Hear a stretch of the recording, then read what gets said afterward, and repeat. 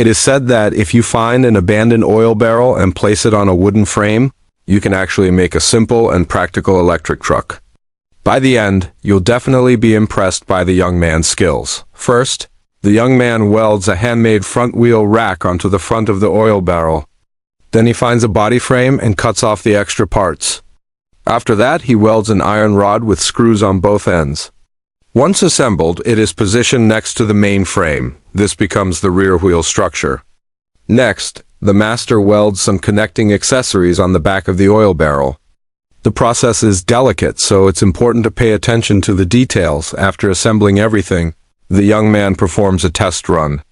But this is far from the end. Since it's a freighter, it needs a proper storage compartment.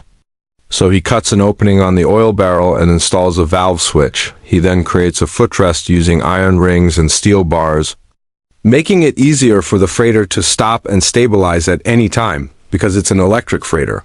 The rear wheel must also be modified. The young man rebuilds the wheel arch and installs a folding sand plate. He then installs an electric scooter-style front mudguard and disassembles the scooter parts. These parts are repainted to make them look new. After reassembling, the electric freighter looks much more attractive. He installs the battery securely, adds a night light and a warning tail light, and finally puts the battery in place. With that, this creative homemade electric freighter is complete. The young man can't wait to test it outside.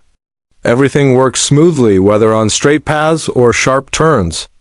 The storage space in the back can also carry goods, making it very practical. So, what do you think about this homemade electric truck? How many points would you give it?